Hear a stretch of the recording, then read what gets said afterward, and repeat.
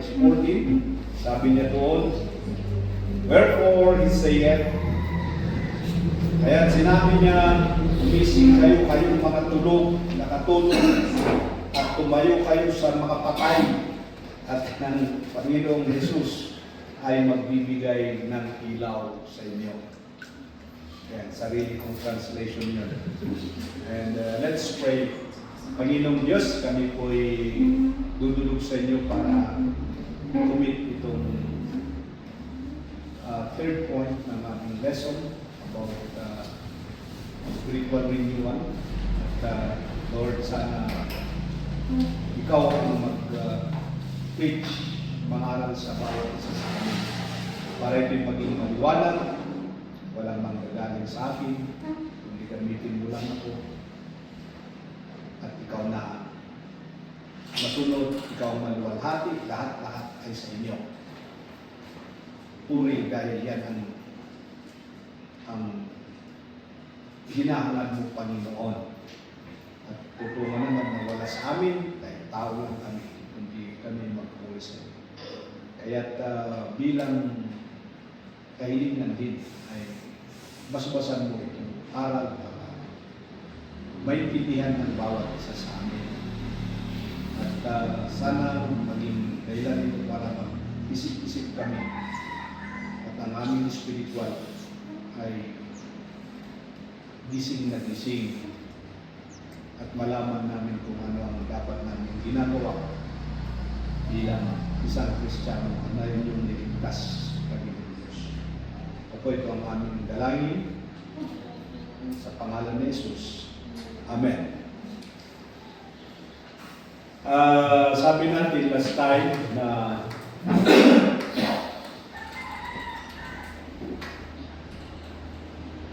ang verse 14 ng Ephesians chapter 5 ay ito ay isang call to awake sa church ng Ephesus. At si Paul ang sumulat nito at siya ang nagbigay nitong mensahe na kailangan gising ang mga Kristiyano. Dahil marami ang mga sasabing Kristiyano na tulog na hindi nila alam.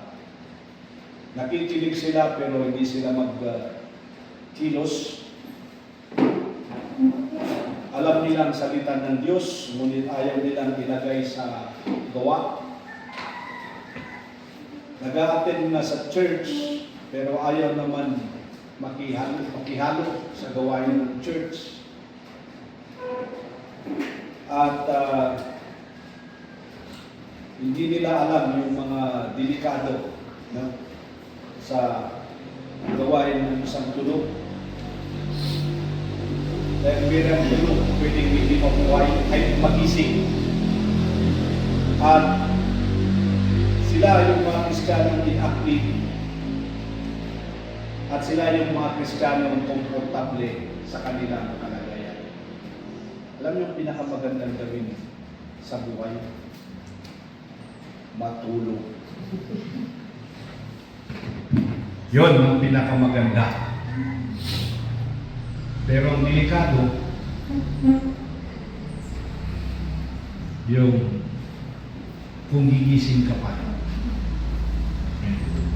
Kaya ang tulog ay napag-aralan natin na sa tulog na spiritual ay marami kang hindi nagagawa, inactivity. Dahil nakita din natin na yung salitang tulog ay naibaling ni Pablo sa salitang imbes na gising kayo, kayong mga tulog. Biglang tinuloy niya at sabi niya, at tumayo kayo dyan sa mga patay. From sleep to patay. Dead. Totoo nga naman yun, no? At paniwanag ko na yan na kahit sa kasalanan, yung death ay separation from God. At pag binalikan mo yung kalagayan na yun, hindi mo maramdaman ang Diyos sa buhay mo. Kahit sabihin mo sa kang Kristiyano. Then, ang delikado kasi sa tulog, no? Ang delikado, ito yung mga nagsasalita. Pwede kang tulog ka pero nagsasalita ka, literal man dito or figurative. Si Mrs. One time napansin ko, one time na tulog yan, nagsasalita. Meron pa yung tulog yan, tumatawa. At naranasan ko din yung tulog ka na tumatawa. Nananaginip ako ng nakakatawa ka. Tumatawa ka na. Pero tulog ka. Nagagawa niyan ng isang tulog. You can hear, pwede kang nakikinig. Pero pag tulog ka, wala rin, parang panaginip lang lahat. Sayang yung mga preachings, mga Sunday school lessons. Dahil hindi tatala. Mahirap yung pagiging tulog talaga. You can hear, pero you are still sleeping. Ako kung minsan, lalo pag napupunta ako sa mga conferences, ayaw kong matulog doon sa conference, yung mga delegates. Kasi hindi ko masisigurado na hindi ka ako hihilig. Snoring. Kaya, mas gusto kong matulog ako dyan sa sasakyan. Mas komportable ako. Kasi, pwede akong hilig to the max. Yan, walang matidisturbo. But there are times na kung nasa public ako, one time na pagod ako, nasa pumarada ako sa harap ng elementary, tinabi ko doon, inak ko nga sandali sa akin, inak lang ako doon, naririnig ko yung hilig ko. Dahil aware yung isip ko na nakakahiyak na may makakarinig. Dahil tulog dyan sa motor. Ganyan. So you can still hear sound while you are sleeping. But the problem is you don't have the ability to act on it. Ganun.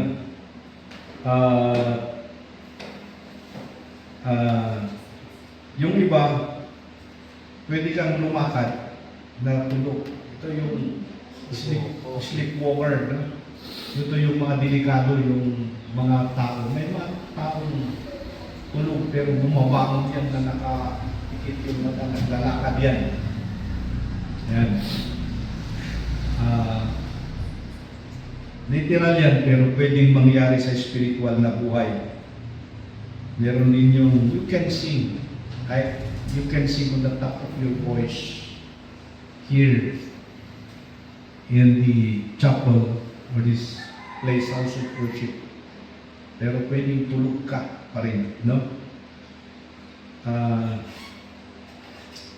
Napakadelikado. Meron sinabi si Spurgeon dito, the man who is asleep does not care what becomes of his neighbors. How can he while he is asleep?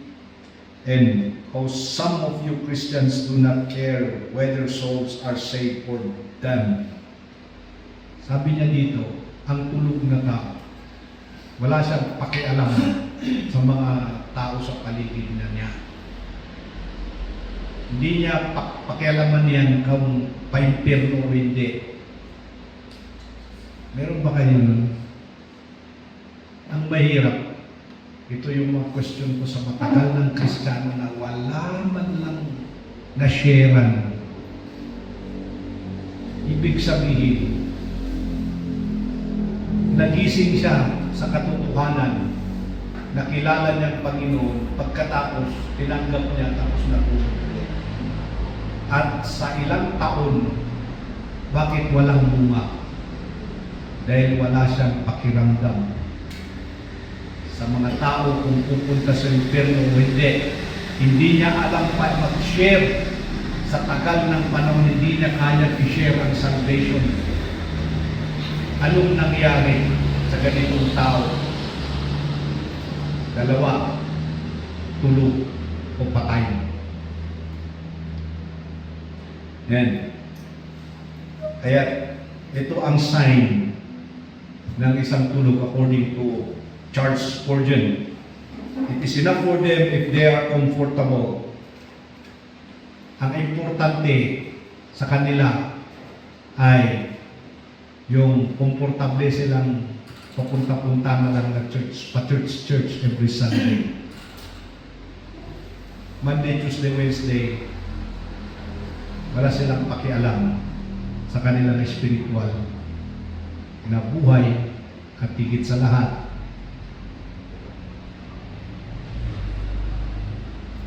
nakakalimutan nilang Diyos na nandyan na nakatingin sa araw-araw. Komportable sila. If they can attend a respectable place of worship and go with others to heaven, they are indifferent about anything else.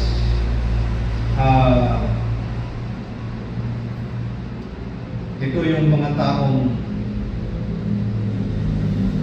kahit sa mga nangyayari na, kahit sa mga gawain sa Panginoon, kasi kami church, wala na. Bakit? Kasi komportable na sila eh. At kung minsan,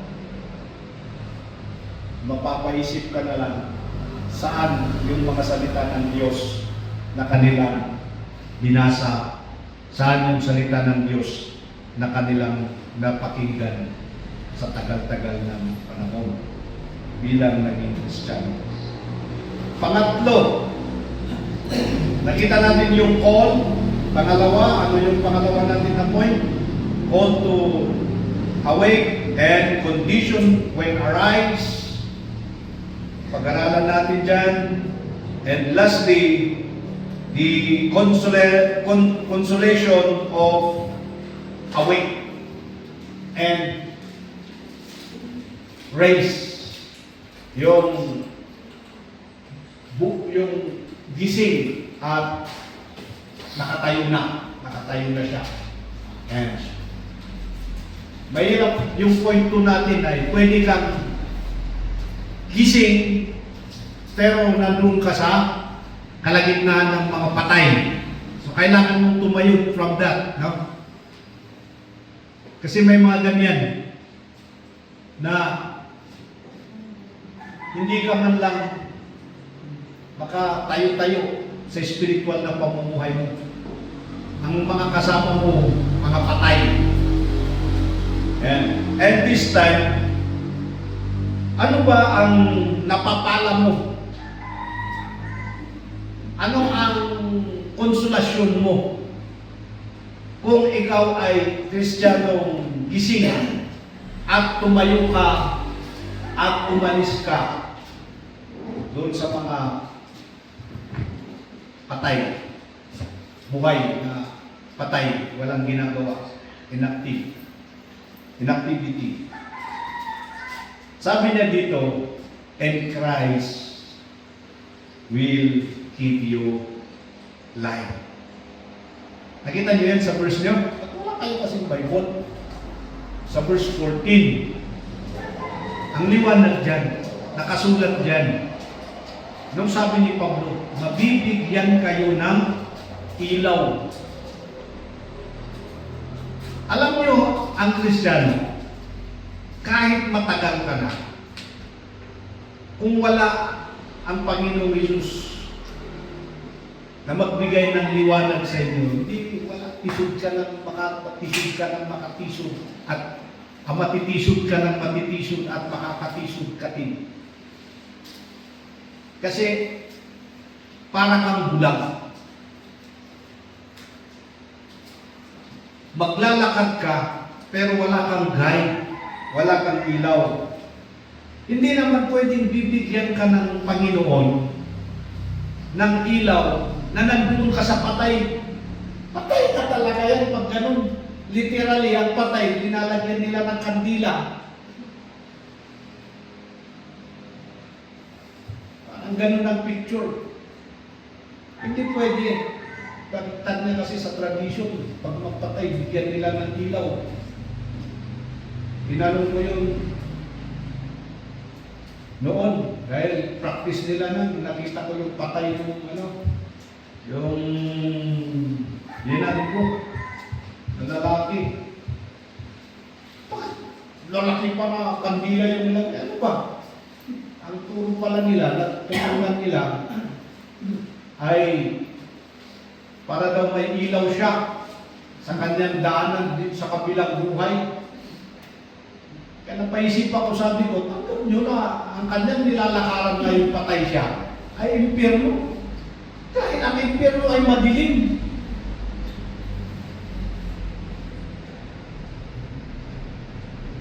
Kaya kailangan mong ilaw. Ang langit ay maliwanag.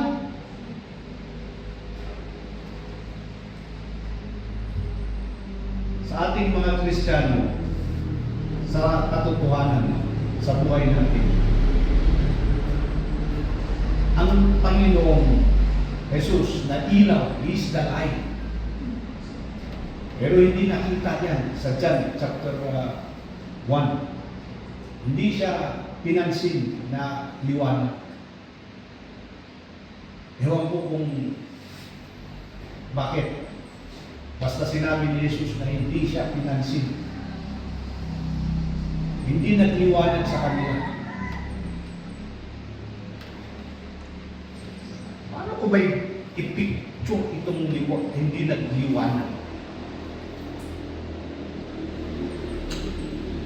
Ito na lang, ganito sa education, halin natin sa education.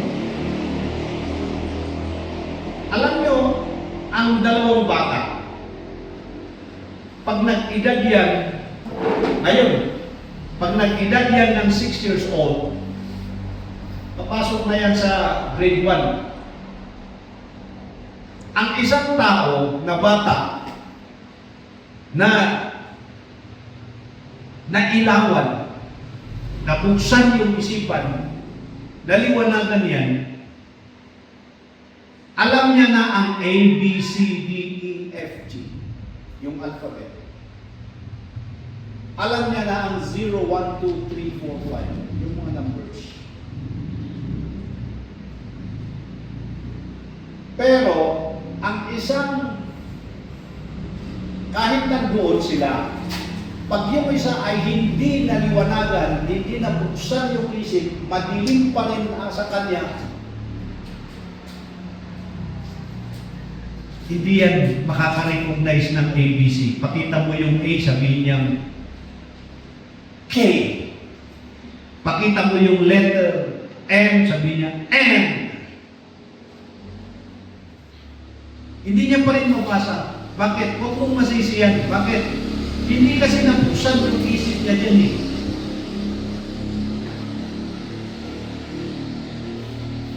Tanong lang yan sa atin, bakit hindi mo alam anong nangyari sa iyo? Pareho naman tayo, tao. Pero bakit ikaw hindi mo pa alam ang ABC? Dumaan naman tayo, classmate niya tayo eh. Bakit anong nangyari sa iyo? Ganyan din sa Kristiyano. Dahil tayo sa church, iisang pastor, iisang nagtuturo sa atin, pare-pareho ang pinapakinggan. Pero may nananatiling bulag pa rin. Bakit? Bakit bulag? Hindi nabigyan ng liwanag. Kaya napakahalaga ang liwanag dito. At ang nakakakuha ng liwanag ay yung mga taong gustong gumising at tumayo sa tulugan ng mga bangkay at tumayo iwanan niya yan. Okay. Yung salitang I will give you light, mag-epekto ito sa dalawang meaning. Yung salitang I will give you light. Tatalab yan sa dalawang kahulugan ng arise. Positional, yung una yung positional. Under sa positional, ito yung change position. Magbago ka na ng position mo. Ang description dito ni Pablo sa mga believers, sabi niya, nandyan kayo sa mga patay. Umalis kayo dyan. Hindi dyan ang lugar ninyo. Move away from them.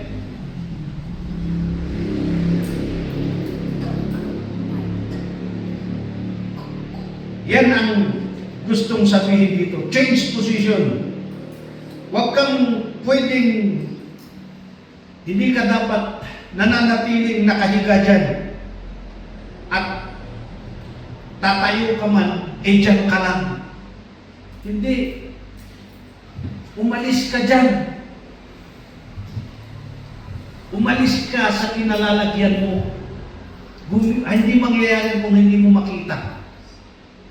Pero pag na-realize mo ngayon din, na-realize mo, ibig sabihin, ikaw ay nagising na.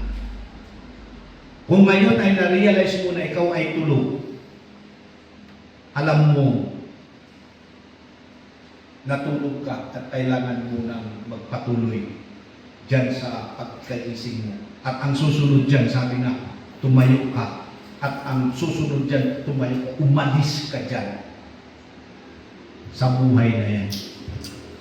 Inactivity, yung wala kang ginagawa. Huwag kang manatili dyan dahil wala ka talagang ginagawa dyan. Kahit dilat ang mata mo, patay pa rin ang kinalalagyan mo. Malis. Anong mangyayari? Balikan mo chapter 4 ng Ephesians, meron kang makikita dyan na salitang walk worthy. Maglakad kayo ng walk worthy, karapat-dapat dyan sa kung saan kayo tinawag. Alam niyo, may dinesign ng Diyos na buhay natin. At itong buhay na dinesign na sa atin ay yung nakakaaya sa Kanya. Sabi ko naman, kunak manay. Kayo, ganito. Kunak manay. Bumangon ka ta. Di ka agil-ila.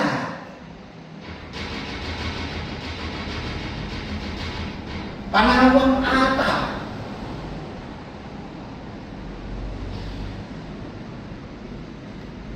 Dahil hindi ka karapat-dapat dyan sa mga patay. Patay na buhay, patay na walang ginagawa. Huwag ka ng, verse 17, chapter 4, huwag ka nang lumakad gaya ng mga lakad ng mga hintil. Tanyo, sabi ni Pablo, yung mga hintil na yan, walang alam sa Diyos talagang mga yan. Lisanin niyo sila, balik kayo sa atin. Tayong mga Hudyo, parang ganyan sinasabi ni Pablo, tayong mga Hudyo, tao tayo ng Diyos, meron tayong disinyong klase ng buhay, tayo ang magpakita ng Diyos sa mga hintil, mga pagano na yan. Tayo, mahintil tayo, di ba? Pero salamat at naliwanagan tayo. This is the calling of the Apostle Paul. By doing so, pag ginawa natin yan, dyan natin marirealize na ganito pala ang buhay ko. Bibigyan ka ng Diyos ng pabor dahil ginusto mong gumising. Ginusto mong umalis dyan. Sasalubungin ka ng Diyos sa kagustuhan mo yan. Kaya napakahirap kung isa kang Kristiyano hanggang ngayon, wala ka pa rin ka-desire, wala ka pa rin isip na umayos ang buhay mo.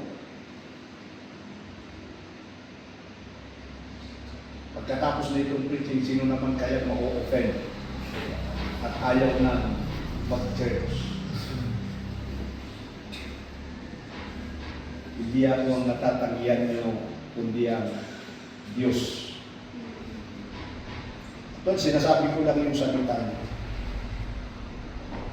Paano ka sasalubungin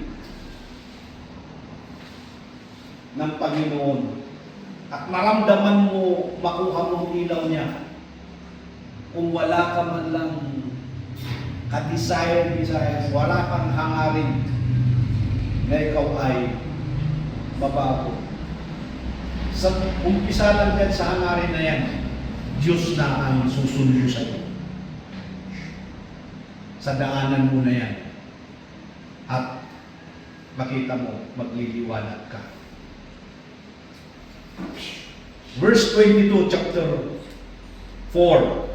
Put off the old man. Yung itsurang hintil na patay na yan, tanggalin mo na yung damit na yan, yung pagkatawag, tanggalin mo na. At kung sabi niya doon, kunin mo yung bago at isuot mo. Ganun.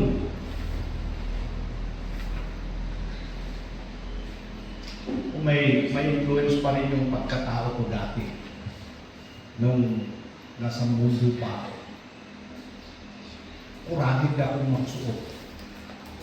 Kaya nung nasa seminary ako,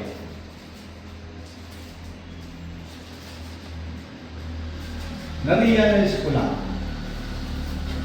na kahit sa seminary, hindi magtutugma yung mga suot ko. Dahil may sapatos ako noon na lumberjack. Yan yung mga kagaya ng mga sapatos ng nasa construction. Yung mga heavy duty. No? Yun ang sapatos ko. At ang pares na mo yan, mga Levi's, kahit punit-punit na yung Levi's, match pa rin doon. Yan. Mga t-shirt na ganyan. Yun, meron yung t-shirt nung na crispa. Sikat-sikat yun. Ang mahal nun na t-shirt. Pinagmamalaki namin noon. Pag naka-crispa ka, pogi ka na. Kahit hindi. Nung nasa seminary na ako, dala-dala ko yung sapatos na pinagmamalaki ko. Kasi mahal-mahal. Alam nyo, 4,000 noon yun. Yung lumberjack. Kaya nga lang, nung sa seminary ako, nakita ko yung mga sapatos ng ano doon, puro black. Casual at formal shoes. Pag nagsuot sila ng mga ganito, at ako nakasuot ako ng black na lumberjack, baduy-baduy. Tapos, nakita ko pa nung barong, wala na ako ibang sapatos.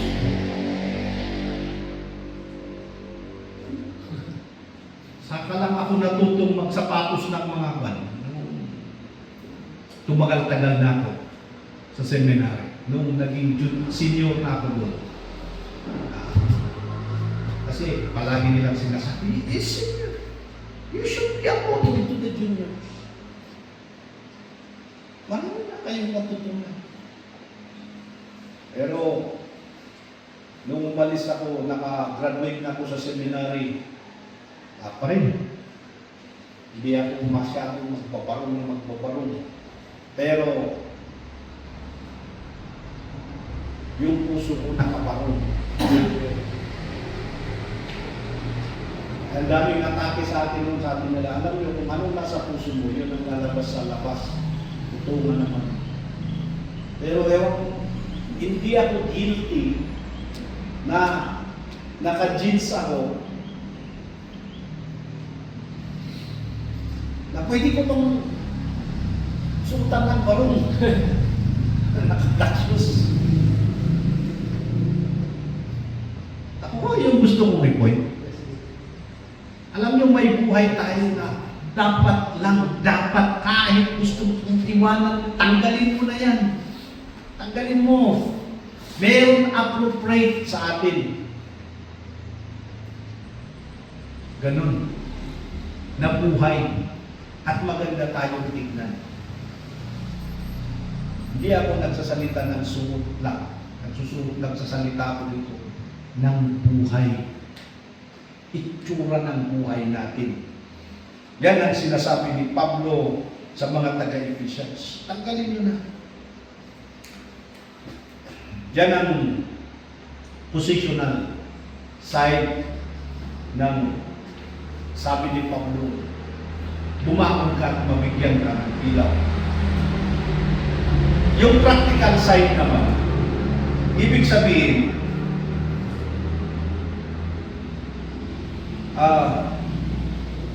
tumayo ka na mula dyan sa dating buhay mo at move on ka na. Huwag ka nang masaya dyan.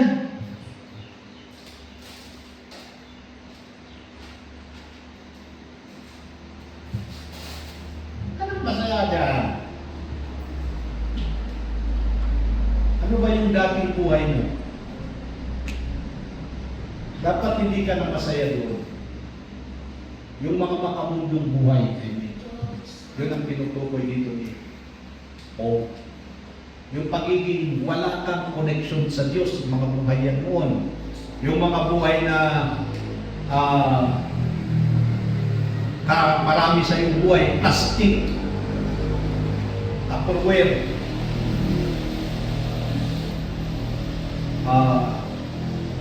ewan ko kung may bote. Ano yan? Yan yung mga old. Sa isang guwapo at magandang Kristiyano ay may bago na okay ng pamumuhay pattern. Ano yun? Si Jesus na ilaw, yun lang nasusundan natin. Amen. Yan. Eto na naman, yung ayaw nilang pakinggan ng karamihan eh. Live sinful comfort zone. Kung sabi ko kanina, pinakamaganda yung matulog. Comfort yun eh. Kasi nakahiga ka lang. Kahit na yung mga maraming problema, ang gusto lang nila, nakahiga ka lang. Bakit? Humiga para isipin niya lang yung problema niya.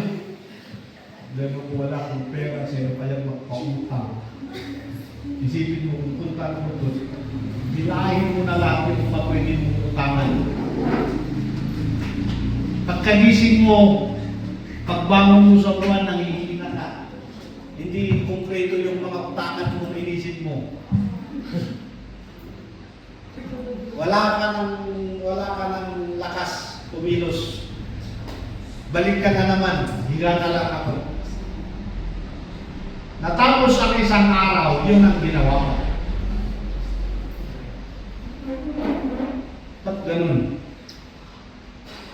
Gusto lang matulog? Hindi. Hindi ka tulog dyan. Nagising ka pero nakahiga ka lang dyan. Yan ang mahirap gisingin. Yung dilat ang mata. Sabi natin. At nag-iisip-isip ka. Kung ano-ano iniisip mo, ay yung solusyon, ay anong solusyon? Umalis ka na dyan dahil hindi ka dyan dapat. Iwanan mo na yan, higaan mo na yan. Lalo mga patay ang mga ano dyan. Umalis ka dyan, halika ka dito. At ang Diyos bibigyan ka ng ilaw ni Kristo. Pag nabigyan tayo ng ilaw ni Kristo, sabi natin, ay, mas maganda pala itong daanan. Wow, ito pala ang sundan ko. Ito pala ang solusyon ng problema ko. Mapapadasal ka na lang. Diba?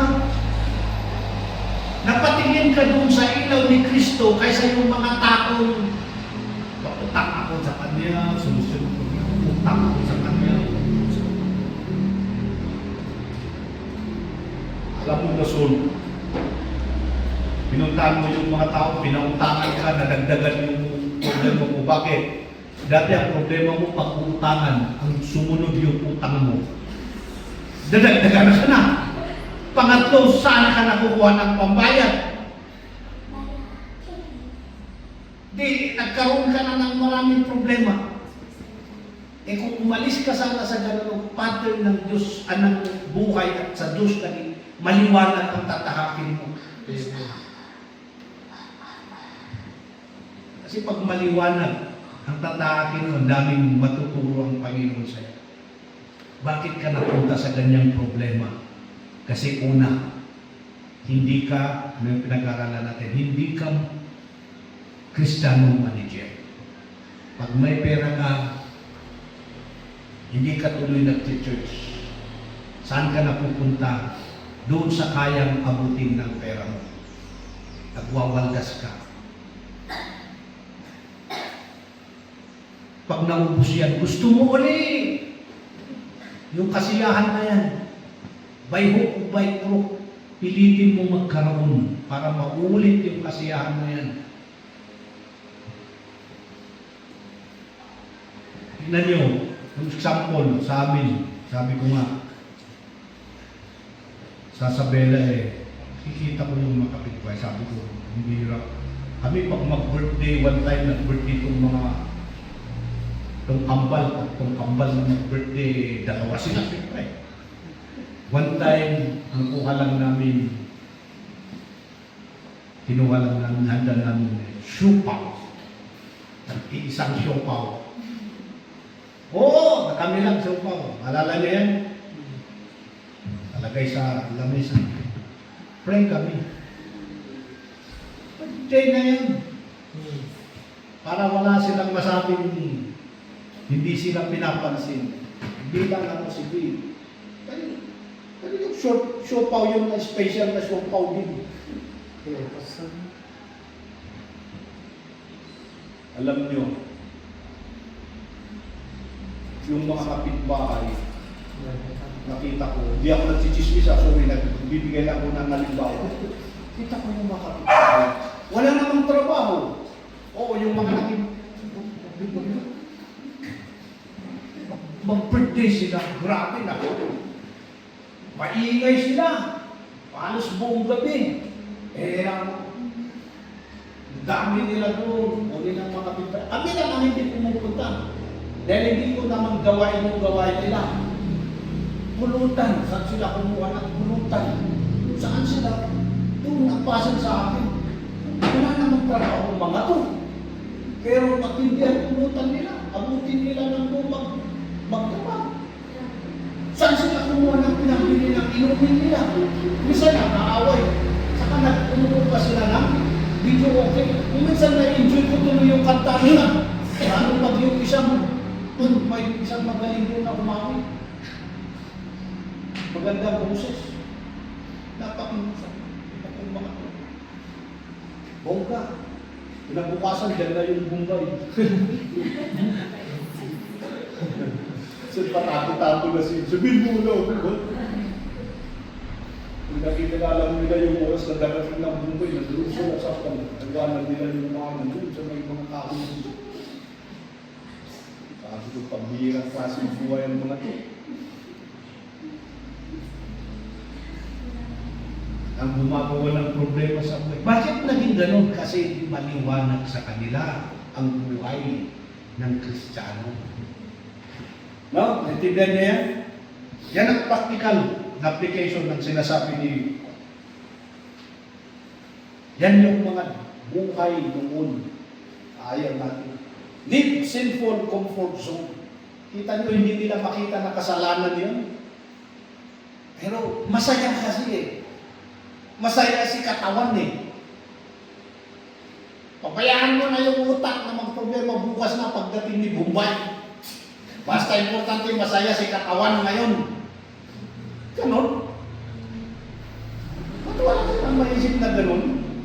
Kasi walang liwanag ni Kristo sa kanila. Intindihan nyo yan? And then, lastly, move from passivity. Yung ibig sabihin natin sabihin dito, yung walang kibo na pagiging Kristiyano at punta tayo sa pagpupursige. No? Move from passivity to pursuit. Ibig sabihin, mula doon sa buhay na walang kakwenta-kwenta, ayaw ng Diyos na buhay, sa totoo lang, ayaw ng Diyos na buhay yan. Buhay na walang kakwenta-kwenta, wala kang ginagawa, buhay na makasalanan, buhay na ikaw lang ang masaya, yung sa katawan mong masaya, iwanan mo na yan. Dahil wala kang nagagawa dyan, punta ka doon sa buhay na nagpupursige. Anong nagpupursige? Lahat ng buhay na nagpupursige ay ganito ang buhay ng naliwanagan. Sabi niya, bakit ko naman ito pang inom-inom lang pinaghirapan ko to. Pero pag Kristiyano na, ito, practical yun. Pero pag Kristiyano isip, bakit ko naman wawandasin ko? Pinag-pray ko nga kay God na bigyan niya ako ng blessing. Bakit ko sasayangin? Meron itong paggagamitan na maayos para sa Diyos. Ganun ba na klase ng isip? Alam ba natin yan? Yan ang mga taong gising na gising.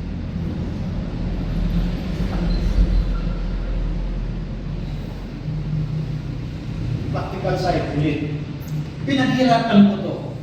Spiritual side, galing dito sa Diyos. O. At anong gagawin mo? Magpupursige ka na. Gagamitin ko ito ng maayos para sa kalwalhatian ng Diyos at hindi pang sarili ko. Hindi yung sarili ko ako.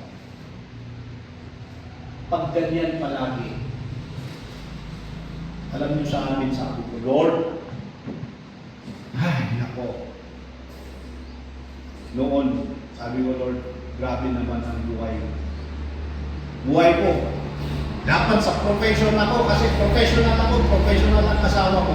Dapat dyan kami, kakain na dyan lahat. Pero tinuro ng Panginoon, naliwanagan yung isip, sabi niya, yabang mo. Sige nga, kung buhay ka ng profession mo. Pinatunayan, nung nasa abroad ako, dollar, ang sweldo, US dollar, sweldo teacher. Anong nangyari? Anong nangyari? Yung dollar na account namin, bangko, na drain dahil nagkasakit yung kambal niya. Doon na punta. Doon ako din nagising. At si mama nila, doon maliwanag na hindi yan ang gusto ng Diyos. Hindi yan ang klaseng buhay na dapat meron kayo. Kaya pursige na lang ako sa paglingkod sa Diyos. Please, natanggal yung kayabangan. Kaya tanggal ngayon, ang salita ko na lang, kung anong meron ako, hindi naman ako teacher. Kaya sumasahod na, hindi naman ako kagaya noon. Ako'y nagdidependa sa Panginoon. Kung ano ang gusto niyang mangyari, gawin ko. At kung anong ibigay niya, pasalamatan ko. Doon, dami-dami ng trabaho ko. Kulang kung tutusin ang bayad ng trabaho ko kung skill ang usapan. Pero ngayon, ang blessing, dami-dami ang blessing, kunting trabaho. Kaya naghanap pa rin ako ng magagawa ko sa Panginoon. Doon ako nagpupursige.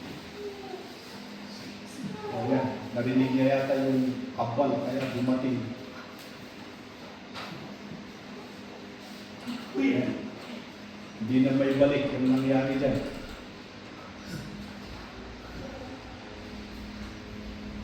See? Kaya, iba talaga pag tayo ay magpursige sa Panginoon. Yan. Again, yan mo makikita ang ilaw ng Panginoong Hesus. Diyan maliwanag ang inyong dinadaanan. Hanggat hindi ka aalis sa buhay na yan, to conclude, hanggat hindi ka gigising at hindi ka aalis sa buhay na yan, hindi ka may tutuwid at hindi mo makamtan ang ilaw ng Panginoong Hesus sa buhay mo. At hanggat hindi mo makamtan yung ilaw ng Panginoon sa buhay mo, ganyan na ang buhay mo. Hanggang sa mahirap sabihin. Ano po, naintindihan nyo? Kaya sana, mga kapatid, kung meron man sana kayong hangarin sa buhay, ay yung ipursiginin ninyo itong pagiging Kristiyano ninyo. Kristiyano natin para magkaintindihan tayo, magkaunawaan tayo. Marami na dati na iniiwasan, pati ako. Wala naman akong sinabing masama. Hindi ko naman sinaktan. Hindi ko pinagyan ng intention na pagsabihan para umalis ka. Mga ganitong mensahe, ayaw lang magising. Muloy, pag nakikita mo, hindi sila makatitig sa'yo. Bakit? Dahil alam nila na hindi sila makasunod sa buhay na sinasabi mo, pastor. Pero hindi po ako nagsasabi nito. Ako din man ay nagpupursige. Dahil kung sinasabi ko ito sa inyo, sinabi rin ng salita ng Diyos sa akin. Hindi niya. Naghihinayang ako, pastor, bakit palagi mo sinasabi niya? Kasi naghihinayang ako sa pagiging Kristiyano natin. Ikaw,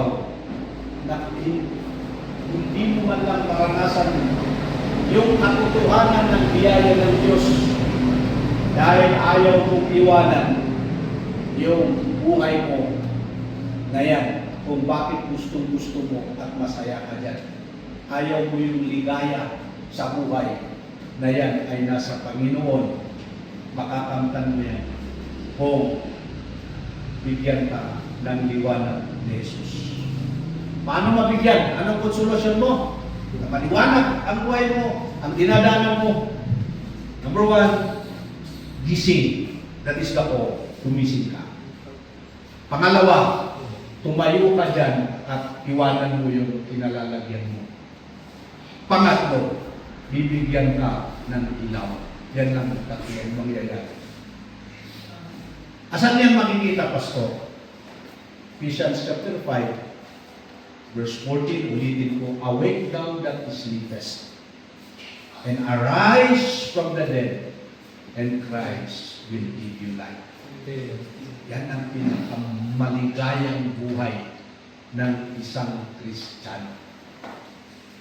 Huwag kang magtaksaya ng panahon dahil malapit na ang panahon na tayo ay mawawala din na dito sa mundo. Huwag magsaya. That's the message.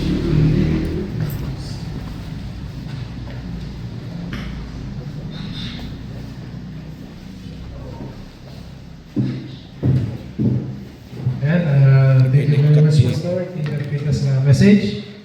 So, as a response, i-message na ito